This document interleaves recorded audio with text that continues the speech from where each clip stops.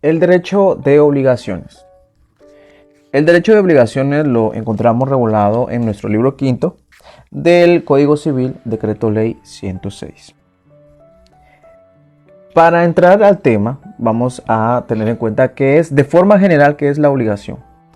La obligación es la relación jurídica entre el deudor frente al acreedor que nace por el compromiso de cumplir prestaciones. Eso es de términos generales.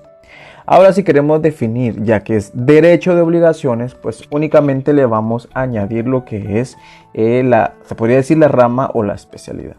Y la definición quedaría así. El derecho de obligaciones es el conjunto de normas jurídicas que regulan la relación por la cual una persona se compromete frente a otra al cumplimiento de una prestación. Las obligaciones tienen tres elementos, que son el elemento personal, el elemento real y el elemento de la relación jurídica. Entonces, tres elementos.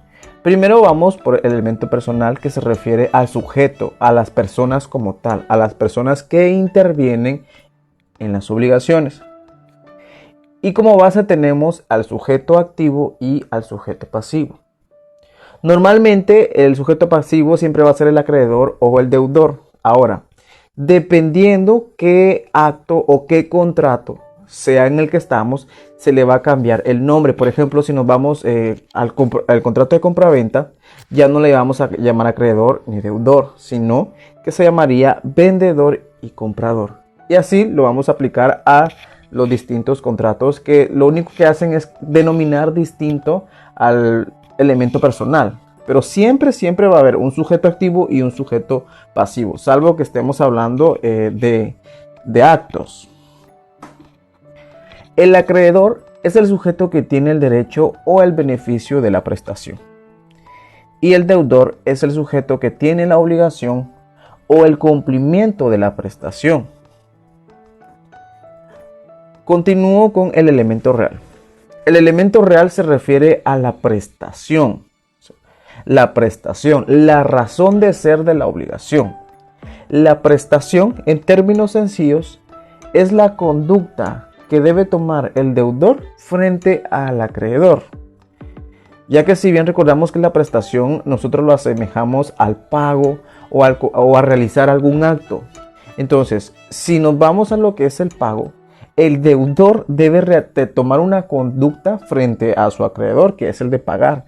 Entonces, ya sea periódicamente o en solo un pago, el deudor va a tomar una conducta para cumplir lo que es la obligación. Ahí se da lo que es la prestación, la conducta que deben tomar el deudor frente al acreedor. Y la relación jurídica como tercer elemento. La relación jurídica es el vínculo jurídico que se crea entre el acreedor y el deudor en virtud de una obligación. Entonces tenemos estos tres elementos de la obligación, que es el elemento personal, se refiere a los sujetos, el elemento real, que es a la razón de ser de la obligación, y la relación jurídica, o sea, el vínculo que se da entre sujeto activo y sujeto pasivo, que normalmente, comúnmente, siempre se le toma como acreedor y deudor. Continuamos con lo que es el negocio jurídico. El negocio jurídico es de suma importancia saber comprenderlo para poder desarrollarnos mejor en lo que es el derecho de obligaciones. El negocio jurídico es toda declaración, manifestación o acuerdo de voluntades entre una, dos o más personas que producen efectos dentro de los límites de la ley. Para entender mejor lo que es el negocio jurídico vamos a analizar parte por parte de nuestra definición. Si tomamos nuestra definición, que se dijo que es toda declaración, manifestación o acuerdo de voluntades entre una, dos o más personas que producen efectos dentro de los límites de la ley. Cuando nosotros nos referimos y decimos es toda declaración y manifestación, se refiere a lo que son actos. Cuando nos referimos a acuerdos de voluntades, nos referimos a los contratos. sigue diciendo entre una, dos o más personas que producen efectos dentro de los límites de la ley. Al referirnos a dentro de los límites de la ley, tenemos que tomar en cuenta los elementos esenciales para que el negocio jurídico tenga plena validez.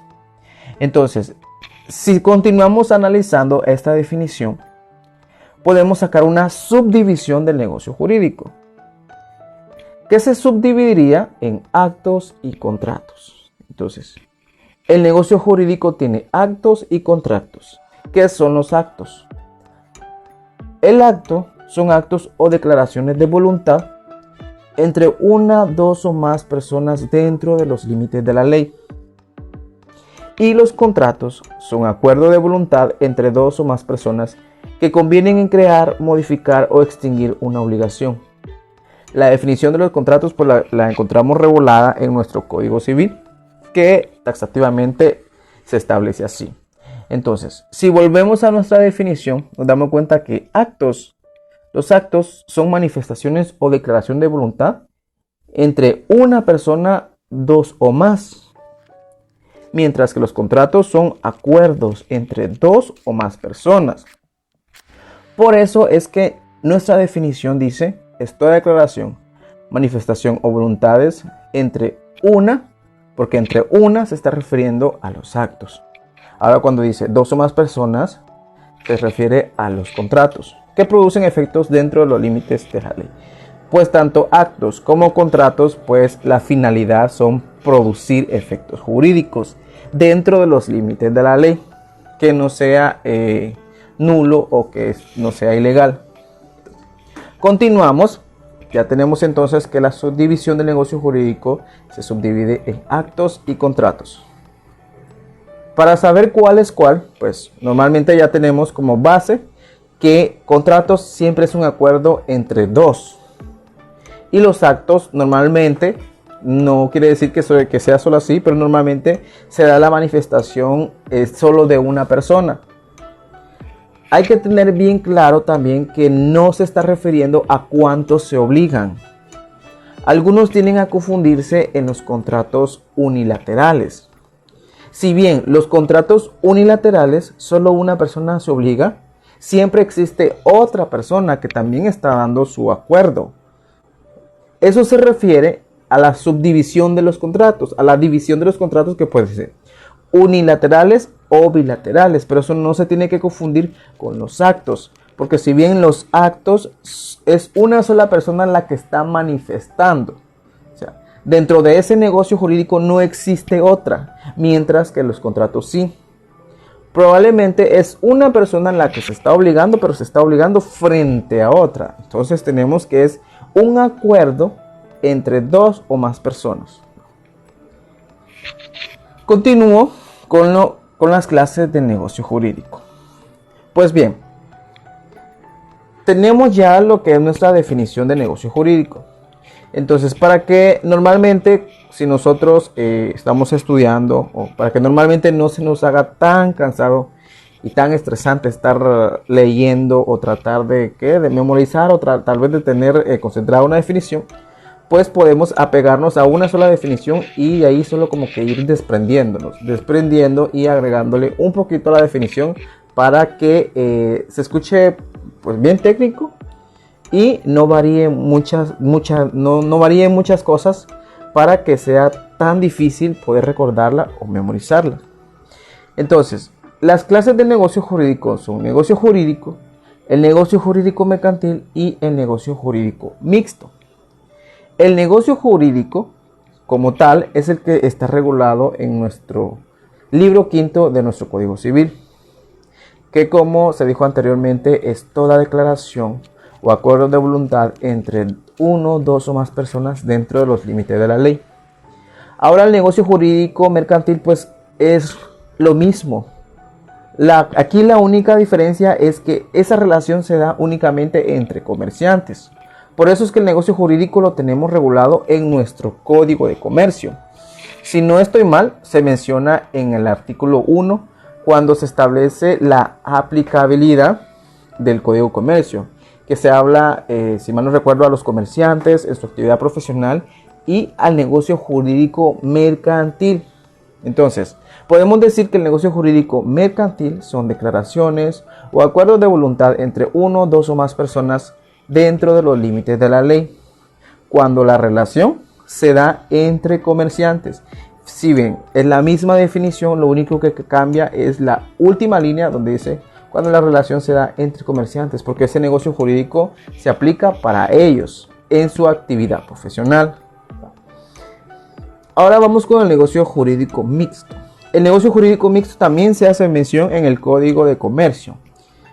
Creo que está regulado en el artículo 5, si no estoy mal, cuando hace mención que el negocio jurídico mixto se da cuando intervienen comerciantes y no comerciantes. Entonces ahí pues volvemos a tomar nuestra definición, la definición base se podría decir, que es la declaración o acuerdo de voluntad entre uno, dos o más personas dentro de los límites de la ley. Y lo único que vamos a hacer es agregarle lo último, cuando la relación se da entre particulares y comerciantes. Entonces, si ven, de una definición ya hemos desglosado varias otras definiciones, se podría decir, y realmente están pegados a lo que es. O sea, normalmente a veces nosotros nos cansamos, incluso hasta nos estresamos mucho tratando de como que hablar muy técnicamente, pero aprendernos otros términos, cuando podemos hacerlo como que más sencillo y no quemar tantas células de nuestro cerebro para estar memorizando las definiciones o para tratar de comprender mejor lo que es un tema. Vamos ahora a los elementos del negocio jurídico. Los elementos del negocio jurídico los tenemos regulados en el Código Civil, en el libro quinto, en el artículo, veamos en el artículo 1251. El artículo 1251 establece: el negocio jurídico requiere para su validez capacidad legal del sujeto que declara su voluntad, consentimiento que no adolezca de vicio y objeto lícito. Ahí tomamos entonces nuestros 3 elementos del negocio jurídico. Recuerden que no es lo mismo los elementos del negocio jurídico como los elementos de las obligaciones, que fue lo que vimos al principio. Los elementos del negocio jurídico son 3, que es la capacidad legal, consentimiento que no adolezca de vicio y el objeto lícito. La capacidad legal, pues, como se ve en el libro 1 sobre la capacidad de ejercicio, quienes tienen capacidad legal son aquellos que tienen más de 18 años. Ellos ya pueden actuar en nombre propio por sí y adquirir derechos y contraer obligaciones. Bueno, entonces la capacidad legal es uno de los elementos del negocio jurídico. El otro elemento es consentimiento que no adolezca de vicio. Pues esa manifestación o ese acuerdo de voluntades no debe padecer de vicios. O sea, vicios que puedan ser susceptibles de anulabilidad o de nulidad, como lo que vamos a ver más adelante. Y el objeto lícito. Todo lo que esté dentro del mercado o que por su naturaleza pueda ser apropiado de forma legal. Recordemos, hagamos una memoria a lo que son los bienes. Que los bienes serán cosas susceptibles de adquirir dentro de los límites de la ley. Pues entonces aquí tenemos los objetos lícitos. Todo lo que va a ser susceptible, ya sea de acto o de un contrato, pues tiene que estar dentro de lo que es el negocio jurídico de forma legal. Ahora, hablando del consentimiento, tenemos que ver las formas en las que se puede dar el consentimiento. Tenemos la manifestación, o sea, el consentimiento se puede dar de forma expresa, tácita y presunta. Normalmente, para nosotros que vamos a ser abogados, pues lo más importante es expresa, que tenga que haber un documento en el que yo pueda hacer constar, en el que la otra persona o las personas aceptaron, dieron su manifestación en la que yo pueda probar. Pero la ley hace referencia a estas 3 clases de manifestación de voluntad, que son expresa, tácita y por presunción legal. La expresa pues se da en el momento que se acepta, y aparte de dar la aceptación, se toma el documento ya sea donde esté el acto o el contrato, y se firma. O sea, se acepta, se da el consentimiento expreso por el hecho de que yo estoy aceptando, yo estoy firmando ese documento. Ahora la tácita, pues es aquella manifestación que se da por realizar actos. O sea, por el hecho de no oponerse o por el hecho de realizar el acto, pues se entiende que yo acepté. O sea, que yo acepté tanto el acto o como el contrato. O sea, que yo acepté el negocio jurídico. Veamos, por ejemplo, en el caso del reconocimiento en el registro. Puede ser que vayan los dos padres, y aunque uno tal vez no esté tan seguro, pero simplemente por el hecho de que no hizo nada, pero llegó al lugar y consintió, no firmó o lo que sea, pero dio su consentimiento tácito. Porque el hecho de que no hizo nada, entonces, se da a entender que aceptó la manifestación o el acuerdo. Ahora, presunción legal. La presunción legal es cuando la ley específicamente dice que por realizar esto se da lo que es la manifestación de voluntad. Regresemos a lo que es la compraventa. La compraventa, aparte de que es un contrato consensual, establece la ley que habrá compraventa cuando el vendedor y el comprador convienen en el precio y en la cosa. Si se dan cuenta, ahí no puede ser expreso porque no hubo un papel en el que se firmara antes de la manifestación. No puede ser tácito porque la persona no tomó el carro y se lo llevó. Entonces, se lo llevó y aceptó tácitamente. No. Se da desde el momento en que convienen en el precio y en la cosa. Entonces, ahí la manifestación la está determinando la ley. Y para ver eso, podemos ubicarnos en el artículo 1252. Que expresa: la manifestación de voluntad puede ser expresa, 1, tácita, 2, y resultar también de la presunción de la ley. Ahí tenemos entonces las 3 formas de manifestar la voluntad. De la nulidad y la anulabilidad del negocio jurídico.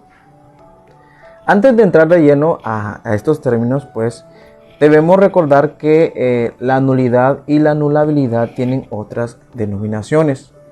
A la nulidad también se le denomina nulidad absoluta y a la anulabilidad se le denomina nulidad relativa. Esto es importante para que en un futuro a nosotros no se nos cree confusión, porque puede hacer de que nosotros cuando estemos aprendiendo, cuando estemos leyendo, solo utilicemos el término nulidad o anulabilidad de igual manera. Pero puede ser que probablemente alguien nos pregunte ¿qué es la nulidad absoluta? Entonces nosotros nos vamos a quedar así como que, ¿pero es que eso qué es? O tal vez porque como no teníamos el conocimiento o no lo manejamos bien, o nos preguntan qué es la nulidad relativa. Y realmente eso ya lo sabemos, lo único que no sabemos o no recordamos que esos términos es lo mismo que la nulidad y la anulabilidad. Entonces, ya teniendo esto en claro, pasemos a cuándo es que existe cada una. Hay nulidad cuando el negocio jurídico no nace a la vida, no produce efectos ni son revalidables. O sea que si mi negocio jurídico tiene nulidad, mi negocio jurídico jamás nació a la vida jurídica. Por lo tanto, no produjo efectos. Y aparte de eso, no son revalidables. Al decir que no son revalidables, se entiende de que, por ejemplo, el acuerdo, un contrato, las personas dijo, nos notamos de que nos hace falta un elemento de validez, entonces, pero lo vamos a aceptar, o sea, vamos a dejarlo así y lo vamos a aceptar. Entonces se entiende que se va a revalidar, pero si existe nulidad, no pueden ser revalidables. Lo que tenemos que saber de la nulidad, pues lo más importante es que si hay nulidad, el negocio jurídico nunca nace en la vida. El otro es que la acción de nulidad no prescribe, no importa cuánto tiempo pase, no importa si yo ya llevé ese negocio jurídico o ese acto a inscribirlo a un registro y por pura casualidad o por lo que haya pasado, el registrador no notó e inscribió esa certificación. El negocio jurídico en cualquier momento se puede anular cuando sea nulidad. O sea, no prescribe, no hay un plazo que diga después de 3 meses ya no puede plantear la oposición o ya no puede ser susceptible de nulidad. No prescribe la acción de nulidad contra el negocio jurídico. Ahora vamos con la anulabilidad. En el caso de la anulabilidad, el negocio jurídico sí nace a la vida jurídica, pero es susceptible que alguna parte invoque su anulabilidad. En este caso, la acción de anulabilidad sí prescribe, a diferencia de la nulidad, que pueden pasar días, meses, años, y cuando cualquier persona se percate, puede que se pueda oponer, que tenga la legitimidad para oponerse, pues puede solicitar la nulidad. En cambio, la anulabilidad no. Para la anulabilidad sí existe un plazo, atendiendo también a qué tipo de contrato, a qué tipo de acto sea, porque no todos están sujetos a un plazo general. Hay algunos que varían y hay unos que sí se aplican a un término general. Pero en este caso, la acción de anulabilidad sí prescribe. O sea que después de determinado tiempo, si la persona interesada, la que tenía la legitimidad para oponerse, para solicitar la anulabilidad de ese negocio jurídico, no lo hace, pierde su acción. Por lo tanto, ya no va a poder oponerse o actuar en contra, ya sea de cualquier tipo de negocio jurídico que vaya contra sus intereses. ¿Cuándo hay casos de nulidad? Hay casos de nulidad por no tener los requisitos esenciales para su validez, cuando sea contrario al orden público y contrario a las leyes prohibitivas. Entre paréntesis puse que también puede ser por falta de los elementos. Recordemos los elementos, que era lo que es el objeto lícito, el consentimiento que no adolezca de vicio y la capacidad legal. Entonces, ¿cuándo hay nulidad? El Código Civil nos dice que hay nulidad en esos 3 casos. Eso lo encontramos regulado en el artículo 1301. De la nulidad. Hay una nulidad absoluta en un negocio jurídico cuando 1. Su objeto sea contrario al orden público. 2. Contrario a las leyes prohibitivas expresas. Y 3. Por la ausencia o no concurrencia de los requisitos. Entonces, en estos 3 casos hay nulidad. O sea, hay nulidad absoluta. A veces nos solimos confundir porque normalmente cuando se pregunta, cuando no se entienden bien los términos, puede hacer que una persona pues, nos pregunte en qué casos hay nulidad en el negocio jurídico. Y nosotros nos vamos con la pinta de ir pues hay nulidad cuando hay error, dolo, simulación, violencia. Y no, taxativamente la ley nos dice cuándo hay nulidad en este caso. Cuando es nulidad absoluta, o sea, cuando el negocio jurídico no nace a la vida jurídica. Y también el código nos dice cuándo hay anulabilidad. ¿Qué es caso de la anulabilidad? Lo encontramos regulado en el 1303. Hay anulabilidad por incapacidad relativa y por vicios del consentimiento. Así lo establece el artículo 1303. El negocio jurídico es anulable. 1. Por incapacidad relativa de las partes o de una de ellas. Y 2. Por vicios del consentimiento. Entonces aquí, por eso les digo que hay que controlar bien los términos. Porque realmente quizás nosotros no estamos erróneamente, pero como no decimos los términos, entonces como que se entiende que lo estamos expresando mal o diciendo mal. Si a nosotros nos preguntan en qué casos hay anulabilidad, pues normalmente, como les vuelvo a repetir, todos se van a responder cuando hay error, cuando hay dolo, simulación o violencia. Y no, la ley establece que hay anulabilidad por incapacidad relativa y por vicios del consentimiento. Ahora, si nos preguntan cuáles son los vicios del consentimiento, ahí sí vamos al error, dolo, violencia y simulación. Entonces, la incapacidad relativa, de igual manera, regresamos al libro 1 cuando estábamos aprendiendo la capacidad. Que la incapacidad relativa es cuando hay incapacidad por trastornos psicológicos que son, no son permanentes, sino que de repente se encuentra la persona dentro de esa incapacidad, pero vuelve a su estado normal. Eso de igual manera creo que lo encontramos regulado en el artículo 8, la incapacidad. No, dentro del artículo 8 y sus artículos más adelante creo que está la incapacidad relativa. Y los vicios del consentimiento. Los vicios del consentimiento pues los tenemos regulados en el 1257. Que establece el artículo 1257. Es anulable el negocio jurídico cuando la declaración de voluntad emane de error, de dolo, de simulación o de violencia. La nulidad no produce pérdida. La nulidad no puede pedirla o demandar a la parte que hubiere causado el vicio. Entonces, aquí sí, como les digo, si nos preguntaran cuáles son los vicios del consentimiento, pues sí, es el error, dolo, simulación y violencia. Pero si te preguntan cuáles son los casos de anulabilidad, pues entonces sería que hay anulabilidad por incapacidad relativa y por vicios del consentimiento.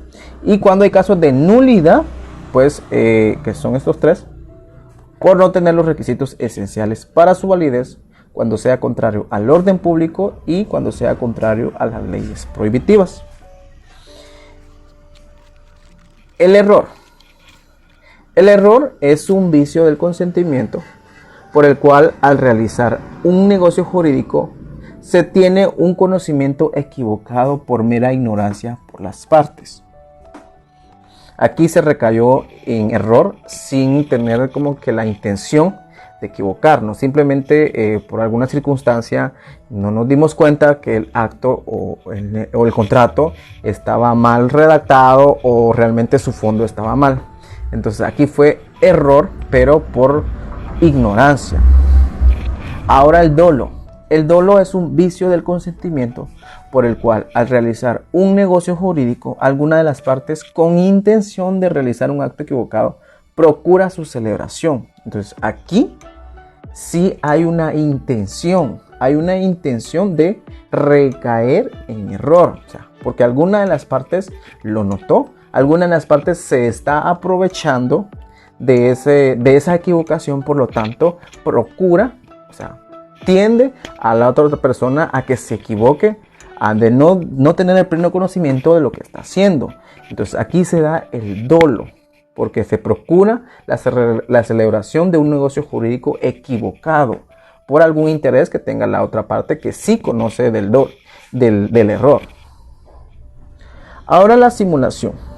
La simulación es un vicio del consentimiento por el cual al realizar un negocio jurídico, este se simula o se sustituye por otro que no es el idóneo, pero tiene similitudes. Entonces aquí lo que se hace es sustituir, o sea, se quiso realizar un contrato o un acto, pero al final no se celebró el que debía de ser, sino que por alguna circunstancia se celebró uno parecido, o sea, se sustituyó uno por el otro. Y tenemos la violencia, que la violencia es un vicio del consentimiento por el cual al realizar un negocio jurídico se le coacciona a uno de los sujetos de forma física, mental o moral. Entonces, pues aquí la violencia es fácil de comprenderla. Entonces tenemos que entender que también que en un contrato puede ser que se dé tanto el error, dolo, simulación o violencia en el mismo caso. Entonces no debemos de esperar de que en un contrato o solo haya simulación o solo haya violencia, porque puede ser que sí, que en un mismo caso se den las 4 o se den los 3 vicios del consentimiento o solamente uno, porque a veces nosotros queremos encontrar solo un ejemplo que específicamente me identifique solamente al dolo o específicamente me identifique solo a la simulación, pero normalmente siempre van tomados de la mano. Entonces estos son los vicios del consentimiento. Recordemos que los casos de anulabilidad están por incapacidad relativa y por vicios del consentimiento, y la nulidad por no tener los requisitos esenciales para su validez cuando sea contrario al orden público y contrario a las leyes prohibitivas. La anulabilidad. Sí nace la vida jurídica, pero es susceptible de anulación del negocio jurídico y la acción de anulabilidad sí prescribe. La nulidad, o sea, la nulidad absoluta, el negocio jurídico no nace en la vida jurídica. Por ende, la acción de nulidad no prescribe. Tenemos los elementos que es la capacidad legal, el consentimiento que no delezca de vicio y el objeto lícito. Y el consentimiento, uno de los elementos, se puede dar de forma expresa, tácita y por presunción legal. El negocio jurídico se clasifica en negocio jurídico como tal, el que regula nuestro Código Civil, el negocio jurídico mercantil y el negocio jurídico mixto, que se hacen notar mucho en el Código de Comercio. Y el negocio jurídico se subdivide en actos y contratos. Pues actos son las manifestaciones normalmente o generalmente de una persona. Por ejemplo, cuando yo quiero cambiar mi nombre, solo yo manifiesto. O sea, yo manifiesto que yo me llamaba Juan, pero ahora me llamo Pedro. O sea, ahí no interviene otra persona. Yo solamente soy yo. Solo yo estoy manifestando. Por eso estoy dentro de un acto. Ahora los contratos son acuerdos entre dos o más personas. Aunque solamente yo me obligue, siempre hay otra persona en los contratos que está dando un acuerdo. Por ejemplo, en el caso de promesa, o sea, probablemente en ese contrato solo yo me estoy obligando, pero el contrato lo estoy haciendo con otra persona que puede o no puede obtener ese beneficio. Y la definición que el negocio jurídico lo podemos usar de forma estándar, que es toda declaración, manifestación, acuerdo de voluntades entre una, dos o más personas que producen efectos dentro de los límites de la ley. Y aquí pues están las definiciones tanto del acto y contratos, porque a veces solemos confundirnos cuando nos preguntan qué es un negocio jurídico y vamos a responder, es el acuerdo de voluntades entre dos o más personas que convienen en crear, modificar o extinguir una obligación. Y realmente esa definición es del contrato. El negocio jurídico encierra tanto al acto y contratos. Por eso definirlo solo con lo del contrato no es correcto, porque ahí solo estábamos ubicándonos en contrato. Y recordemos que el negocio jurídico no solo son contratos, el negocio jurídico también son actos. Y eso es todo lo que quería compartirles sobre el derecho de las obligaciones. Y espero en la siguiente continuar con este tema. Espero que les haya gustado. Y de igual, sus sugerencias o comentarios siempre son de beneficio para saber si está bien, que puedo mejorar o que no, o que puedo dejar de hacer. Y les deseo que pasen un feliz día.